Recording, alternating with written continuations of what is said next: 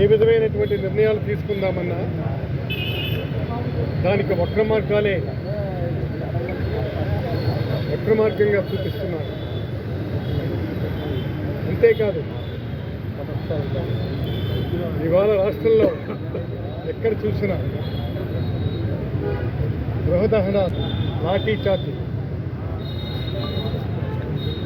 డ్యూటీలు ఇవన్నీ విపరీతంగా జరుగుతున్నాయి. దీనికి ప్రధానమైనటువంటి కారణం ఏంటో మీ అందరికీ తెలుసు.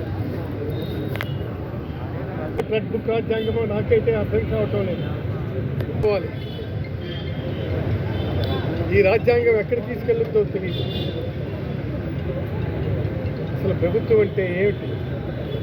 ఇవాళ ప్రభుత్వం మీరెంతో ఉద్ధరిస్తారని, మీరెంతో న్యాయం చేస్తారని ప్రభుత్వం మీ చేతికి ఇచ్చారు. అలాంటిది మీరేం చేస్తున్నారు? మీ ఇష్టం వచ్చినట్టుగా, మీ ఇష్టానుసారంగా బిహేవ్ చేస్తారు. అందుకని నేను అడుగుతున్నాను, ఇవాళ అంబటి రాంబాబు గారిని అరెస్ట్ చేశారు. ఏ కారణంతో అరెస్ట్ చేశారు మీరు చెప్పాలి. మీరు చెప్పాల్సినటువంటి అవసరం ఉంది అంటున్నారు. ప్రజాస్వామ్యంలో మీరు చాలా ఉన్నతమైనటువంటి పాత్ర నిర్వహిస్తున్నారు.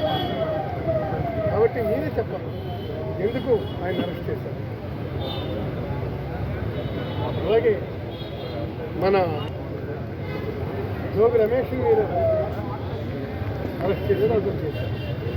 తర్వాత అదిరిపోయేది లేదు. మేము చాలా స్పష్టంగా జగన్మోహన్ రెడ్డి గారి నాయకత్వంలో మేము పనిచేస్తున్నాం. జగన్మోహన్ రెడ్డి గారి నాయకత్వంలో మేము పనిచేస్తున్నాం. ఆయన తీసుకున్నటువంటి నిర్ణయాలే మాకు శిరోధార్యం. అందుకే నేను చెప్తున్నాను, ఈ విధమైనటువంటి నిర్ణయాల వల్ల భయపడే ప్రశ్నే ఉంది. కాబట్టి మీరు ఏ ఆలోచన చేస్తారో చేయండి. మీరు ఇంకా ఏ విధమైనటువంటి నిర్ణయాలు తీసుకుంటారో తీసుకోండి. ప్రభుత్వాలు మారుతూ ఉంటాయి, బట్ ప్రజాస్వామ్యం మాత్రం చరిత్రలో నిలిచిపోతూ ఉంటుంది. మా న్యాయవాద వృత్తిలో ఉన్నటువంటి ఒక సహ న్యాయవాదిగా కూడా సందర్భం ఉంది. కాబట్టి ఈరోజు నేను అంబటి రాంబాబు గారిని కలిశాను. ఆయన చూసిన తర్వాత నాకు అనిపించింది, జైల్లో ఉంటే కూడా ఎలా ఉంటారా. నిన్న వ్యాన్లో నుంచి తీసుకొచ్చేటప్పుడు పుష్పా సీన్లో డైలాగ్ లాగా ఇలాగన్న సందర్భంలో అలాగే ఇక్కడ కూడా ఉన్నాడా అని నాకు ఆలోచన వచ్చి అనుమానం వచ్చింది. ఆయన అంటాడు, సార్ చెయ్యని తప్పుకి ఒక 70 సంవత్సరాల వ్యక్తిని కొన్ని వేల మంది వచ్చి నా మీద పడి పోలీసులు నన్ను ముందుకు వెళ్ళనీకపోతుంటే, దాడి చేస్తుంటే ఆ విషయంలో నేను ఒక మాట అన్నాను. ఆ మాటకి కూడా నేను తప్పుగా మాట్లాడాను, అది ఉద్దేశపూర్వకంగా అన్న మాట కాదు అన్న తర్వాత కూడా రాష్ట్ర వ్యాప్తంగా 53 కేసులు నా మీద పెడితే నేను తప్పు చేసినట్టు అని ఒక ప్రశ్న అడిగాను. రాష్ట్ర వ్యాప్తంగా 53 కేసుల్లో సక్సెస్ఫుల్గా బెయిల్ తీసుకొని బయటకు వస్తుంటే 2023లో ఇంకో కేసు పెట్టి మళ్ళీ లోపల పెట్టడం ప్రజాస్వామ్యం సార్ అని అడిగాను. ఒక న్యాయవాదికే ఇలాంటి పరిస్థితి ఉంటే, ఒక మాజీ మంత్రి గారికి ఇలాంటి పరిస్థితి ఉంటే, మరి సామాన్యుల పరిస్థితి ఏంటి సార్? మరి నేను ధైర్యంగా ఉండకపోతే మరి నాలాంటి వాళ్ళు కొన్ని కోట్ల మందికి నేను ఎలాగ రేపొద్దున సమాధానం చెప్పగలగనన్న మాటకి నేను ఆయన్ని చూడటానికి వచ్చినందుకు నిజంగానే కరెక్ట్ పర్సన్ చూడటానికి వచ్చానేమో అనిపించింది. బికాస్ రాంబాబు గారిని ఈరోజు మనం ఒక వ్యక్తిగా కాదు, ఒక విక్టిమ్గా చూడాల్సిన సందర్భం. మీ హయాంలోనా శాంపిల్ టెస్ట్ చేసింది? మీ హయాంలోనా? మీ హయాంలో వచ్చినటువంటి శాంపిల్ టెస్ట్లో పంది కొవ్వు, ఎద్దు కొవ్వు, ఫ్లెక్సీలు తీసేయడానికి వెళ్తున్న వ్యక్తి మీద దాడి చేస్తారా?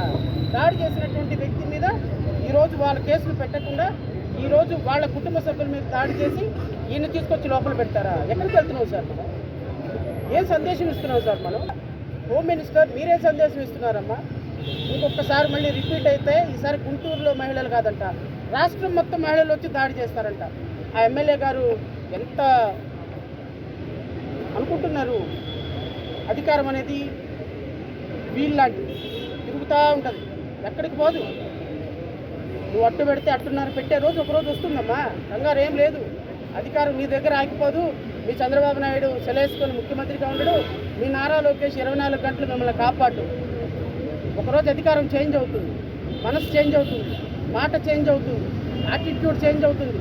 కంప్లీట్గా మీలో ప్రజాస్వామ్యం వచ్చేంత వరకు రెడ్ బుక్ తోలు ఊడిపోయి బ్లూ పెట్టే రోజు ఒక రోజు వస్తుంది, ఖచ్చితంగా వస్తుంది. అందులో డౌటే లేదు. ఎందుకంటే తప్పుగా స్కూల్కి వెళ్ళను నానా నేను మారాన్ చేసేవాడికి 4 దెబ్బలు కొట్టు కూర్చోబెట్టినట్టుగా రెడ్ బుక్ రాజ్యాంగం పట్టుకునేవాడికి ఆ రెడ్ బుక్ తాట తీసి బ్లూ బుక్ తాట వేసే రోజు ఒక రోజు వస్తుంది. ఆ వచ్చే రోజు కోసం మాలాంటి వాళ్ళందరూ కూడా కనిపిస్తారు. సో అల్టిమేట్గా నేను చెప్పేది, ఒక పార్టీగా వైఎస్ఆర్సీపీ లాంటి ఒక పార్టీలో ఉన్నటువంటి వ్యక్తిగా ఇలాంటి పరిస్థితి వస్తే రేపు మాలాంటి చిన్న పార్టీలకు కానీ మొత్తం వాళ్ళ ఎమ్మెల్యేలు 164 మంది ఎమ్మెల్యేలకి గొంతులో ఎలక్కైపడింది. ఇవాళ రాంబాబుని కలిస్తే ఆయన చాలా ధైర్యంగా ఉన్నారు. రాష్ట్ర వ్యాప్తంగా అంబటి రాంబాబు గారు ఒక మగాడరా అనిపించే విధంగా ఆయన భావాలు కానీ ఆయన ప్రవర్తించిన విధానం కానీ కనబడతా ఉంది. ఇవాళ ఒకటే అంశం చెప్తా ఉన్నా, చంద్రబాబు నాయుడు గారిని ఉద్దేశించి నేను అనలేదు.